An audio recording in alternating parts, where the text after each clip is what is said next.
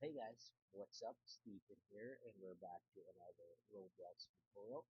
And in this tutorial, what we're gonna learn is Sparkle and Particle Emitter. So we're gonna learn the difference. So we're gonna start off with trying to create part, rename this to effects, just for quick documentation, and then put in not really that's the particle emitter, but let's go on with Sparkle. So sparkles are literally sparkles and you could just adjust the time scale from 0, see, stop, and you can even change the color. You can have it goes a little bit slower than the 1, and that's about it. So you would have this kind of sparkle, maybe you have something shiny, or you want a sparkle aura on your NPC or in your character, and you don't want any hassle of adjustment, then the default sparkle is for you. But if you want something customized, that's the time you would go in particle emitter. So particle emitter is something you can adjust the box, only goes up, cylinder, and this is actually the shape of the emitter. So cylinder, disc. So if you notice disc and box is kind of the same, but it's how the particle goes out. So this one is kind of on the disc shape, and this one is on the box shape, which is kind of obvious. And sphere is trying to create a sphere like it goes, how would we say, it goes in a circular, but it also goes on the x-axis, z-axis, y-axis. So it goes in every axis, but and it tries to create the sphere. So only goes outward, but you can also go in and out, which means it also goes in the different direction. But this is mostly noticeable on, hold on. This is mostly noticeable on if you're not facing it on the base plate, and noticeable on box and disk. So there's an in and out there, and inward is obviously just the opposite of the inward. So we're gonna use sphere in our on our tutorial because this is much more closer to sparkle. Now, what we want to do is to adjust lifetime. So if let's check that out first. So lifetime is how far it would go before dying out. So let's put in the max is 5. And if we put min on also max, this means it's consistently going to the 5 before it died down.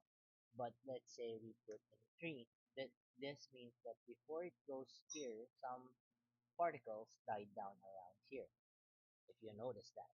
So some are going up here, but some are really dying out here. So that's the lifetime. So it's minimum of 3 and maximum of 5. Sometimes the balls just die down in 3, but sometimes it died down in 5. And rotation speed is, you won't notice this right away because you don't have rotation speed. So rotation speed is somewhere like this. You notice there is a rotation. So even if you have, like, let's say negative 180 degrees, if you have zero rotation speed, rot speed or rotation speed, it's not gonna rotate. So maybe just put on 100 here, and you'd see that it's gonna try to rotate. And the speed the speed is similar to rate, but more on how fast it would travel. Uh, how would I describe that? So how speed is how fast it travels, and rate is actually the number of, we can say, the number of particles. So I put in rate, this means it's producing much more particles, but the speed is what actually gives it, like, the version of fast. So if you want something random, you can adjust the min to a lower value and the speed to a higher value, which means some would go on 5 speed and some would go on a very, very fast pace. And what the most important factor on particle emitter is you can also change the texture.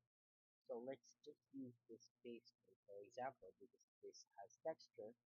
I put something like that, then I have the texture of the base plate. So imagine what you can do on this. So you can change this to electricity. You can even change it to um, images if you want to. So this means that there's a lot of options out there. So we already tackled smoke, fire, and we created an explosion out of it.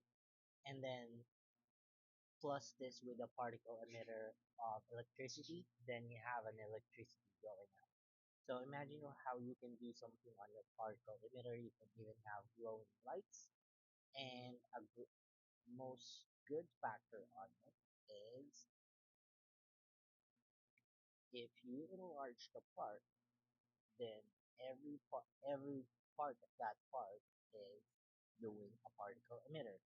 Albeit the only downside on this is the larger the part, the shape doesn't really matter that much anymore. But you can still go with if you want it to go up, use it on the box. This is just an advice from me to you. If you want it to go up, just use the box.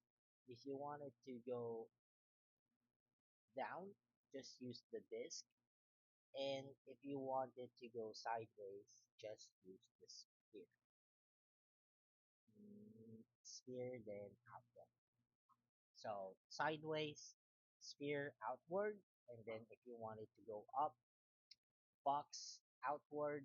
If you want to go down, disc inward. And yeah, I hope you learned something in this video and catch you on the next video. Bye bye.